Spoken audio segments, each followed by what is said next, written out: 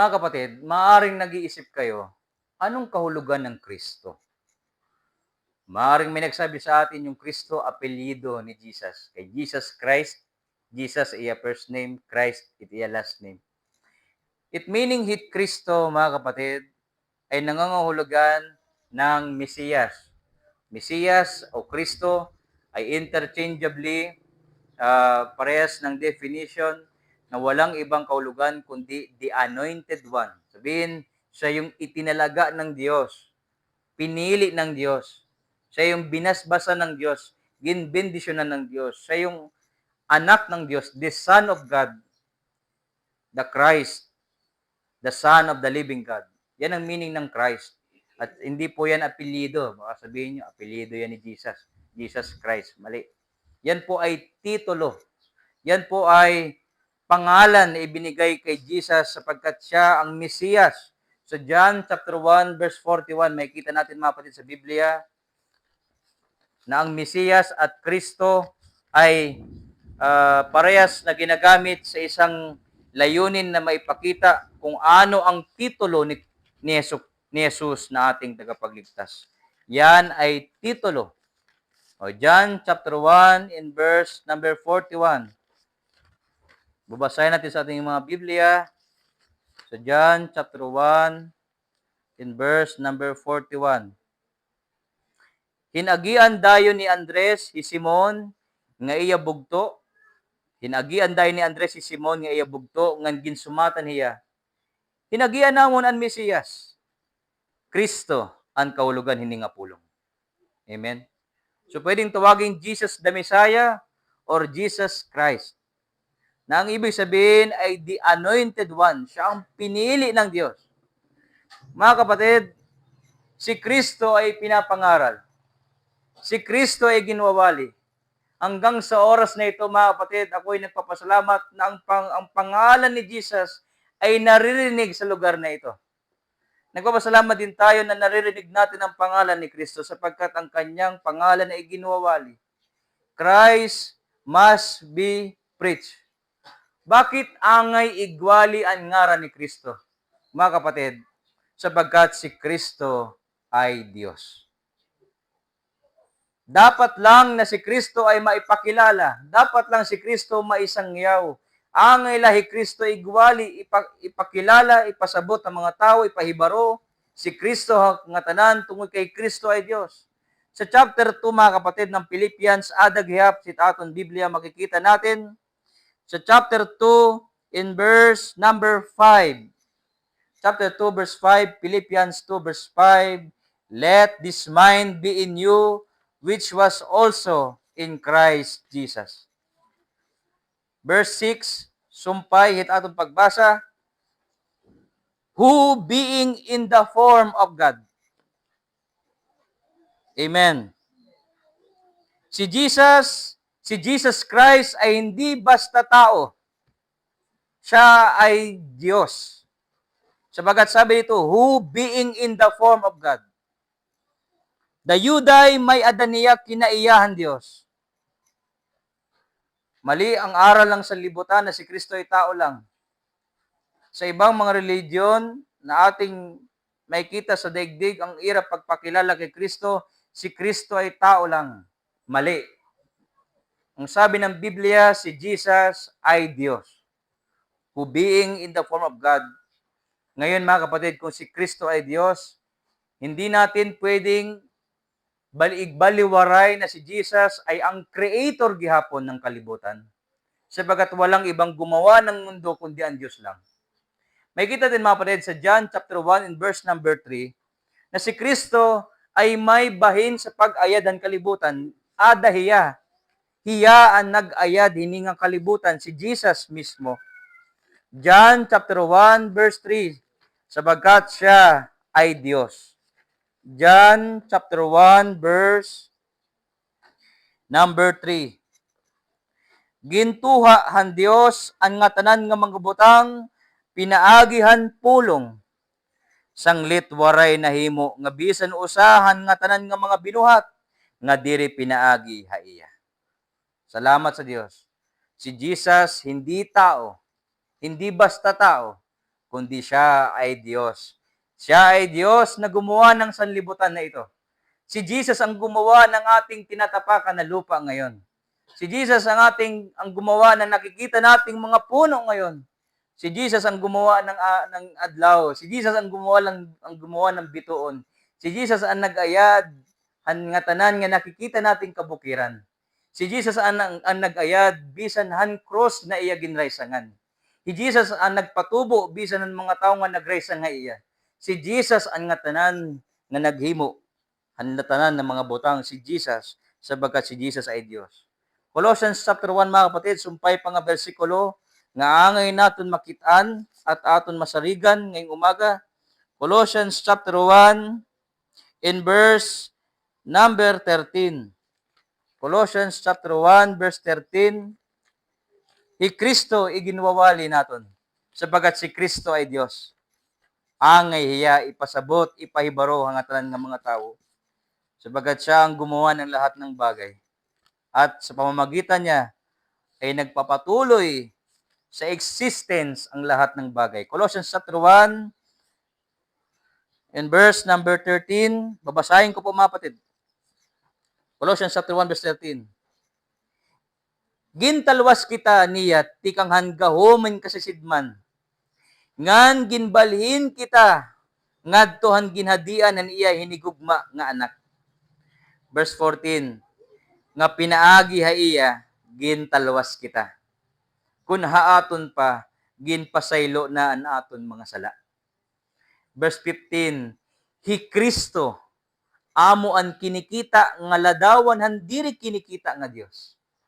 Amo hiya an suhag nga anak nga labaw gud nga tanan nga mga binuhat. Verse 16.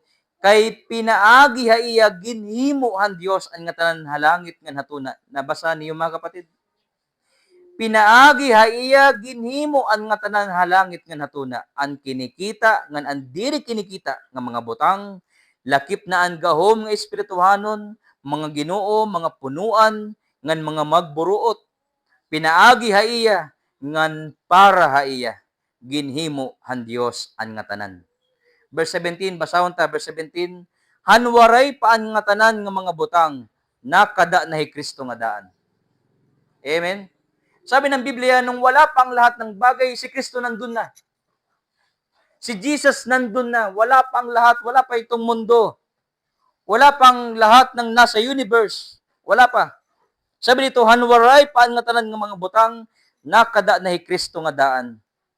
Ngandida hapakig-usa iya, may ada angay nga pagkasunod-sunodhan nga tanan nga mga butang. Mga kabugtuan, angay naton singbahon ni Kristo sapagkat siya ang Diyos.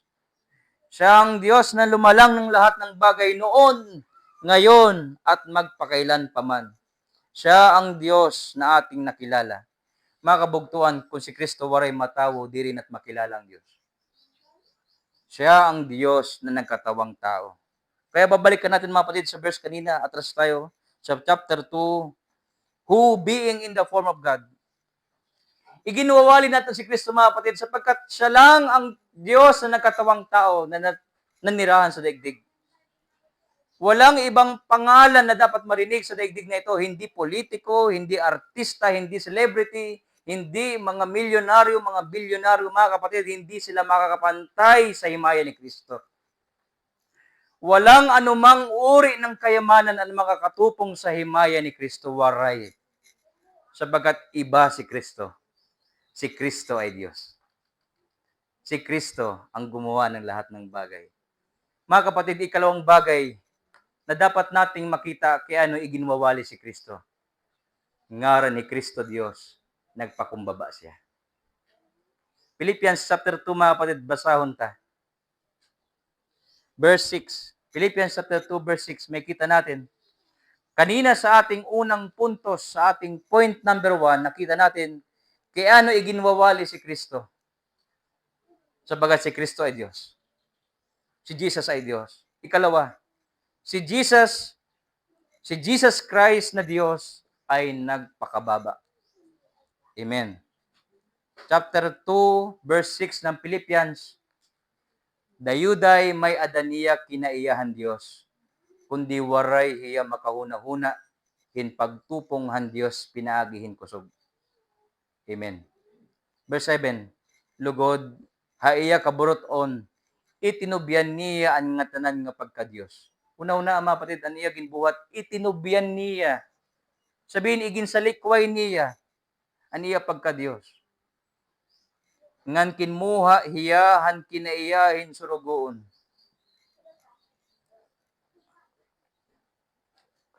Excuse me, mga kapatid. Maraming tao gusto maging Diyos. Hindi nila alam ang Diyos naging tao. At may kita natin, mga kapatid, sa katauhan ni Kristo, anong ibig sabihin ng pagpapakababa? Mga kapatid, kung may nilalang na kayang magpakababa, Diyos lang. Hindi kayang magpakababa ng tao. Bakit? Daan na yan mababa. At hindi rin kaya ng tao magmataas, sapagkat kahit anong magmataas ng tao, daan yan nakalibel sa lupa. Imposible yun, mga kapatid, na nagmamataas. Imposible yun. Bakit? Kahit anong gawin mo, aapak at aapak ka sa lupa. At hindi ka rin pwede magpakababa, sapagkat daan ka mababa. Hindi natin kayang umangat. Yan ang ipinapakita ng law of gravity. Kahit anong gawin ng tao, talagang babagsak siya sa lupa. Mga kapatid, ang Diyos lang ang may kapangyarihang magpakababa. Na kanyang iginbaliwaray ang lahat ng kanyang kahimayaan, itinubyan niya ang pagka-Diyos niya. Mga kapatid, si Kristo iginwawali. Sabagat siya lang ang Diyos na nakilala natin na nagpakababa. At sa kanyang pagpapakababa ay nakilala natin siya.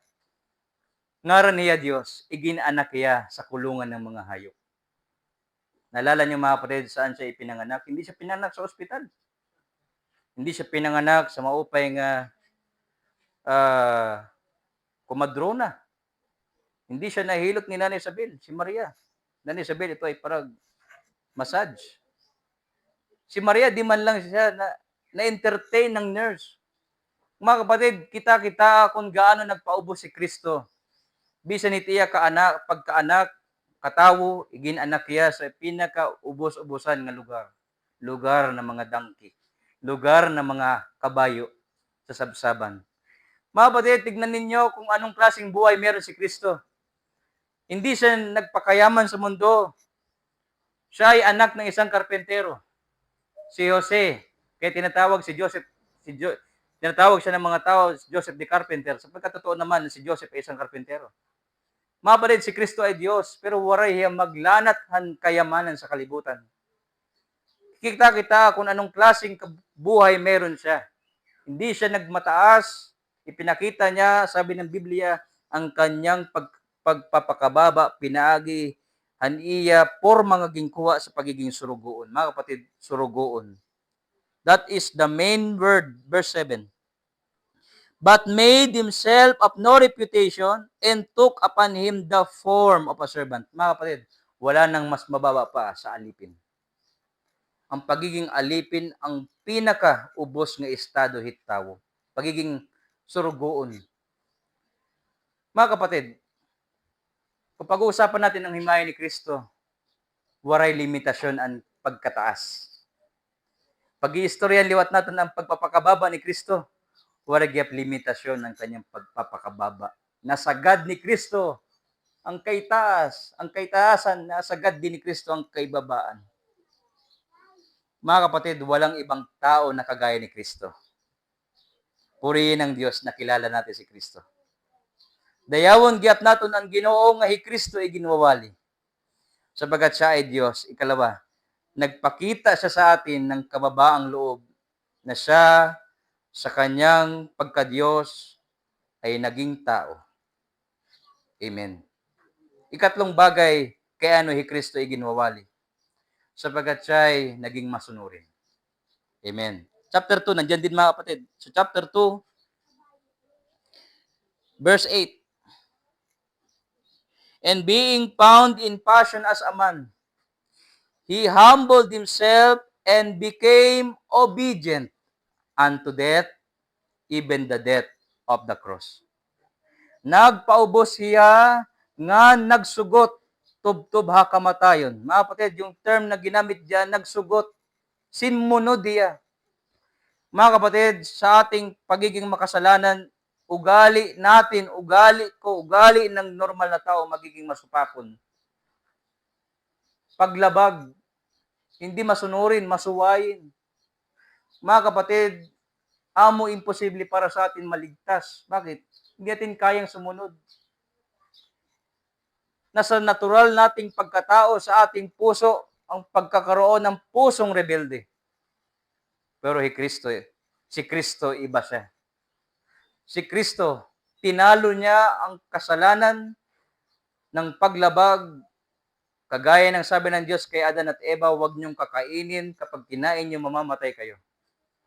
Sinuway ng tao ang utos ng Diyos, sanglit ang tao namatay, may parusa. Mga kapatid, sa ganun ding paraan, pinaagihit pagsugot ni Kristo, matatalwas gyapon kita. Mga kapatid, walang ibang paraan sa kaligtasan kundi ang pagsugot. Diri naton kaya, pero ginawa ni Kristo para sa atin. Kaya mga kapatid, si Kristo ay ginwawali. Sabagat siya lang ang Diyos na nagkatawang tao na nakatuman han balaod, waray na iba.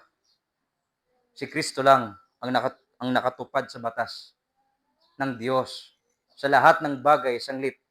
Mga kapatid, pinaagihaya may katalawasan tanan nga masarig. Ikaupat mga kapatid, si Kristo ay nag-antos para sa atin. Kaya si Kristo ay ginwawali. Una, si Kristo ay Diyos. Ikalawa, si Kristo ay nagpakababa. Ikatlo, si Kristo ay sumunod. Ikaapat, si Kristo ay nagsakripisyo. Mga kapatid ko, una-una, kung gaano kalalim sa puso ng Diyos na kailangan siyang mamatay sa krus. Ang Diyos namatay sa krus. Sabi ng awiting ng And Can It Be? Amazing love, how can it be that thou, my God, should die for me? Anong klaseng gugma ang makikita natin kay Kristo, mga kapatid? Na hindi natin lubos maisip na bakit kailangan na ang Diyos mismo yung mamatay para sa atin. Yan ang pag-ibig ng Diyos. Na kahit ang sarili niyang buhay, hindi niya pinagkait para sa atin. Mga kapatid, kung walang kamatayan si Kristo, wala tayong buhay. Kay Kristo ang kamatayan, sa atin ang buhay. Nasa ring ang Biblia, mga kapatid, sa John 3:16, ganon na lamang minahal ng Diyos ang sanlibutan na ibinigay ng Diyos ang kanyang bugtong na anak, nang sino mang sumampalataya sa kanya ay may buhay na walang hanggan at hindi mapapahamak. Mga kapatid ko, wala nang ibinigay na halad para niimo sala. Si Kristo na ang nagbayad para haimo. Si Kristo ay nagsakripisyo. Sumalahit, kantahit, kabataan kanina, si Jesus ay namatay. Si Jesus ay namatay. Dida pala nga haw nga mga pulong, maliligtas ka na kung di mo latuuhan. Amen? Si Jesus ay namatay. Siya'y nilibing at siya'y muling nabuhay. Mga kapatid, si Kristo ay ginwawali tungod iti sakripisyo para sa atin. 1 Corinthians chapter 15, babasahon ta mga kapatid. Ikaapat na punto sa ating mensahe ngayong umaga, si Kristo ay ginwawali. Sabagat si Kristo ay Diyos, si Kristo ay nagpakababa, si Kristo ay sumunod, si Kristo ay nagsakripisyo. 1 Corinthians chapter 15, verse number 3.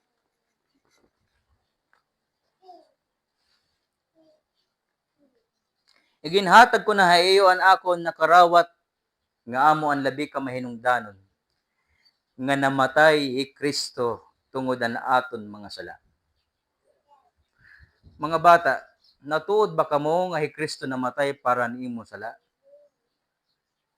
Sa atin, mga kaibigan, ngayong umaga, naniniwala ka ba na si Kristo ay namatay para sa iyong kasalanan?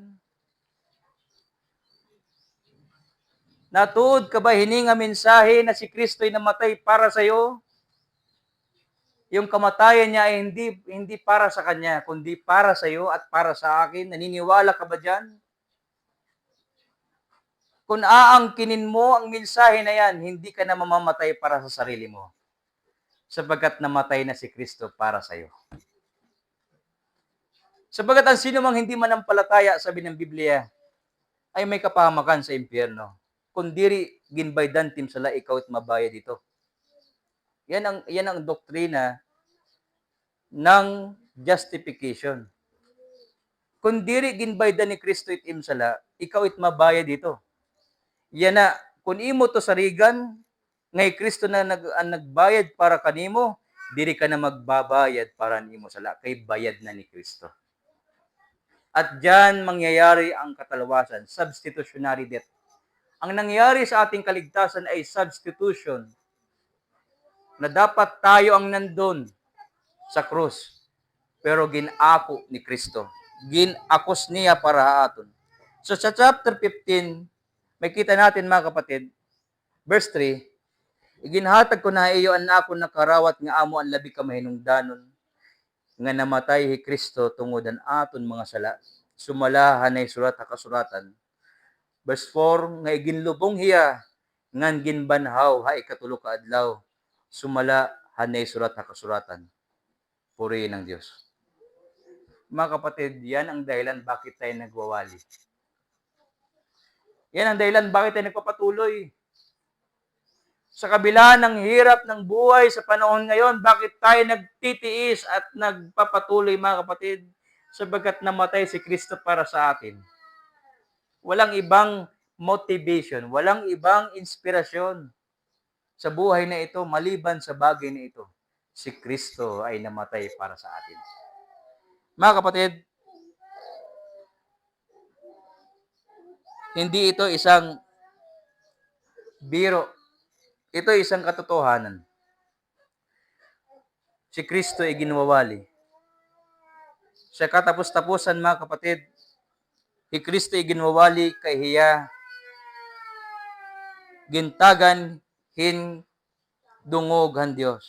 Philippians chapter 2, pabalik tayo mga kapatid sa ating mensahe. In verse number 9, may kita natin. Philippians chapter 2, verse 9 mga kapatid.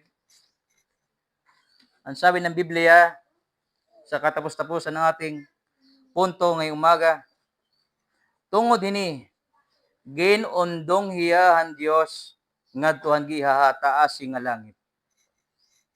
Ngan ihinatag iya an ngaran nga labaw han ibang nga mga ngaran. Amen.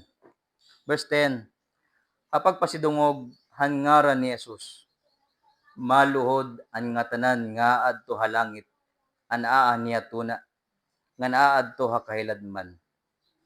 Sa pangalan ni Jesus lahat luluhod.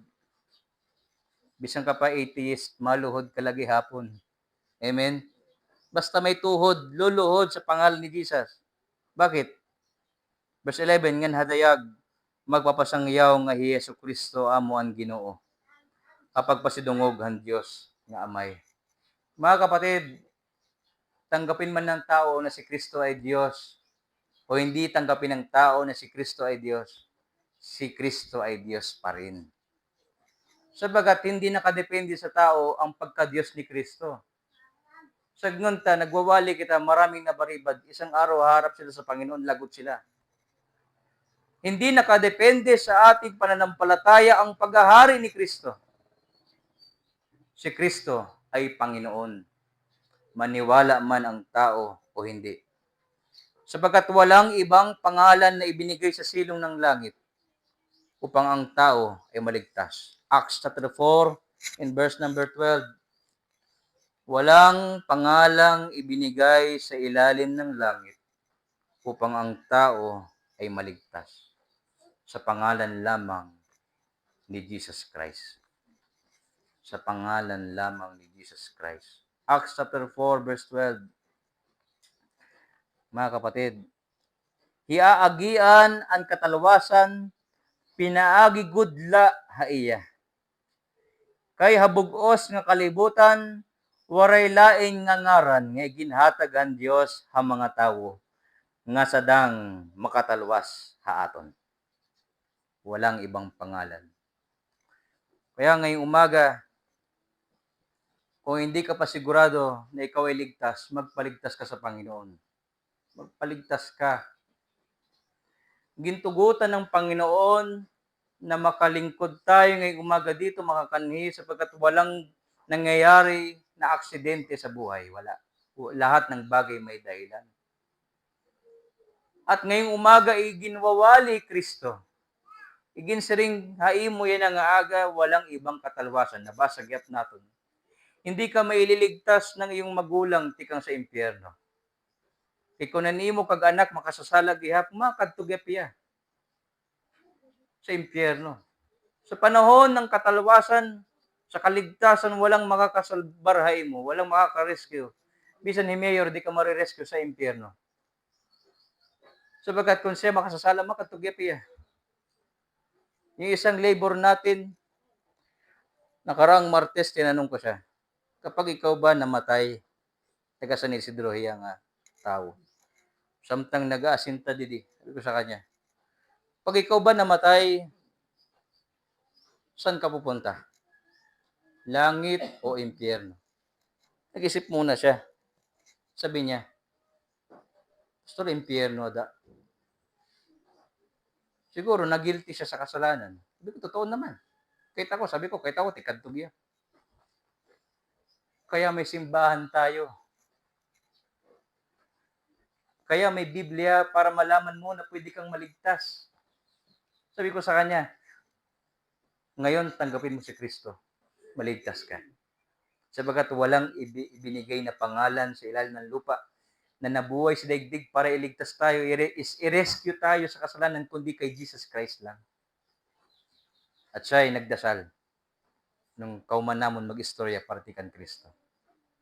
Mga kapatid, pagdating sa usapin ng kaligtasan, walang requirements, walang lahi, walang foreigner, walang matanda, bata, mahirap, mayaman. Mga kapatid, kapag pinag-usapan kasi ang kasalanan ay universal.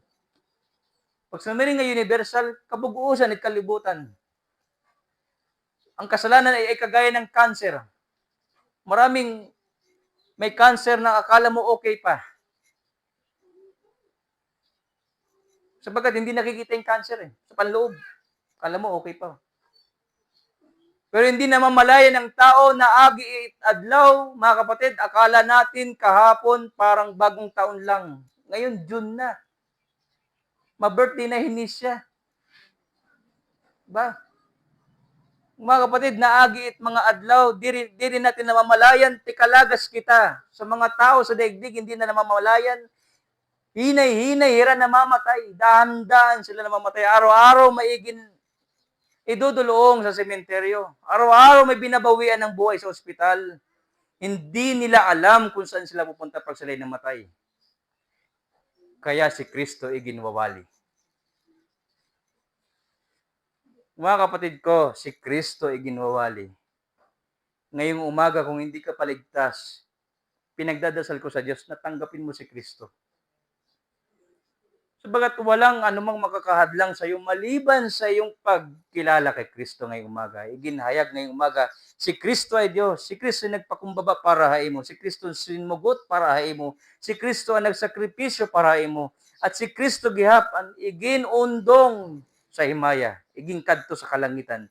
Sabagat si Kristo ay namatay, inilibing, at muling nabuhay. Si Kristo hindi permi patay. Kaya wala tayong cross didi. Sa ibang simbahan may cross, sira sa simbahan. Kaya iuhunan nila kay Kristo na karesang lagi. Mali. Si Kristo'y muling nabuhay. Mga kapatid, kung si Kristo ay ginwawali, tungod kay angay hiya makilala. Angay hiya makilalaanan mga tao. Chapter 2 verse 10. Philippians chapter 2 verse 10, mga kapatid. Philippians chapter 2 verse 10. Kung si Kristo ay ginwawali, tungod kay angay hiya kilalaon ang nga tanan. Philippians chapter 2 verse 10. Babasahin ko mga kapatid ngayong umaga. Kapag pasidungog ang ngaran ni Jesus, maluhod ang nga tanan. Nga adto halangit, anaa niya tuna nga naadto ha kailadman. Mga kapatid, si Kristo ay ang Panginoon. The Lordship of Jesus Christ. Kaya usag gapiton mga kapatid na aton ninungdan, bakit tayo nag-aalagad? Sabi ng Biblia, bisano nga ipagbuhaton, buhatan niyo alang kan Kristo, diri para hatawo. Amen? At tayo nagsiservisyo sa Panginoon, ginagawa natin para sa Panginoon eh. Hindi tayo nakita, gustuhan ba ini ng tao o hindi? Ayunan ba inihit tao, diri? Siring pait kanta kanina ng ating mga kapatiran, duray. Bisan may nakakita mo, waray makakita mo. May kaupod ka, waray nim kaupod. Gawin mo ang lahat para sa Panginoon. Colossians chapter 3, verse 23. Ikaw ay kilalanin o hindi? May nakakita sa'yo, wala? May mag-blessing sa'yo o wala? Gawin mo ang lahat alang-alang sa Panginoon sapagkat si Kristo ang nagligtas sa'yo. Colossians chapter 3 in verse number 23. Bisan anon iyo pagbuhaton, buhatan niyo habugos niyo nga kasing-kasing. Amen. Sugad din nagbubuhat kamo parahan Ginoo, ngandiri para lahin mga tawo. Kaya mga kapatid ko, si Kristo ay ginwawali. Siya rin ang ating servisyohan, siya ang ating minamahal, sabagat siya ang unang nagmahal sa atin. Yaan siyahan naghigugma haaton. Verse 25, verse 24. Panumdom nga babaluson kamuhan Ginoo. Kakaraw to niyo ang gintipigan niya nga balus parahan iya mga tawo. Kay hi Kristo amo an matuod nga agaron nga ginalagad niyo. 25. Ang nagbubuhat ginsayop bisan hinuohiya. Pagsisirutan liwat tungod han ginbubuhat niya nga mga sayop. Kay naguhukom han nga tanan ang Dios sugad han kaangayan. Mga kabugtuan ko, diri kita nanluluya sa pangalagad.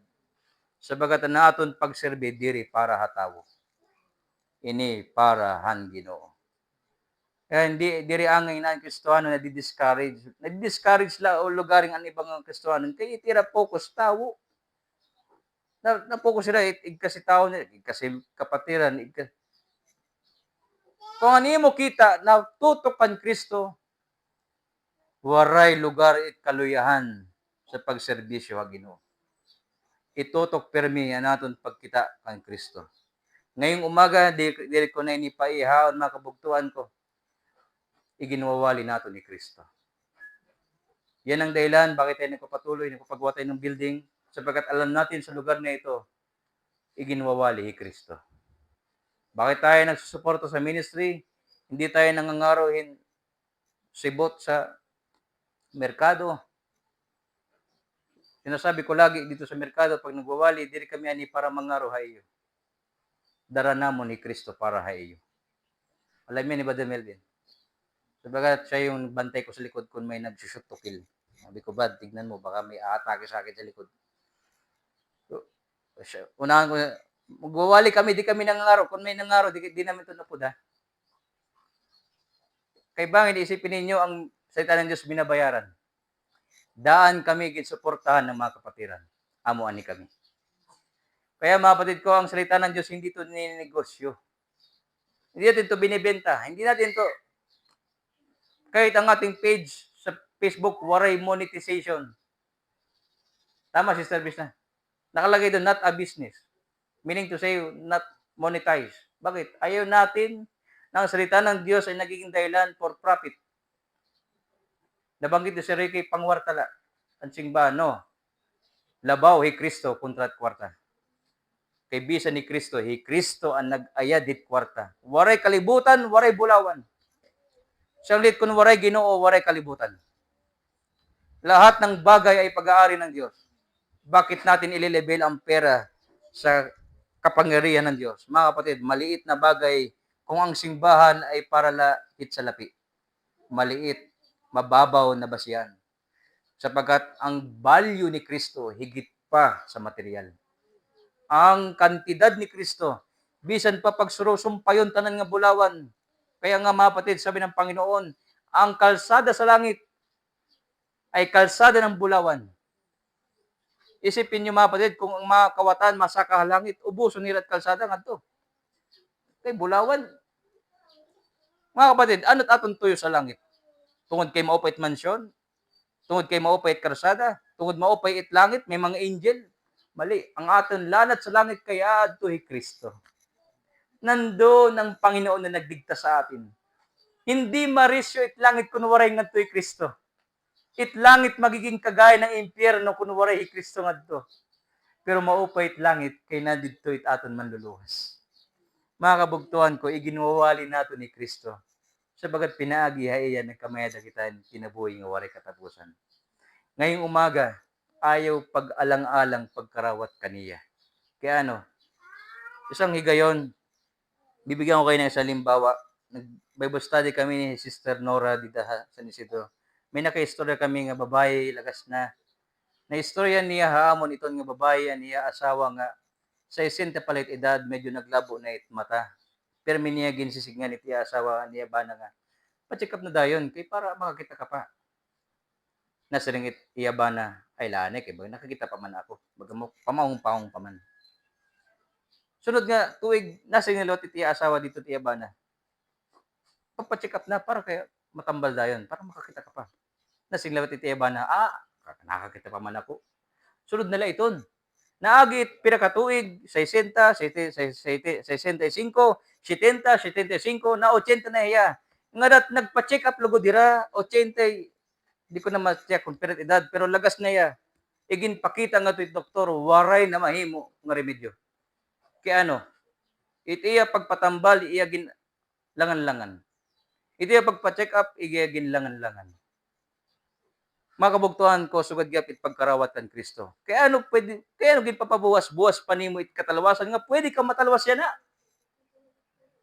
na pwede ka magtuo yan na haya. Kaya mas rin ka sa orihinal at pagsisisi nga pwede ka man magsisidaan. Mga kabugtuhan ko, ang kaligtasan ay isang bagay na emergency.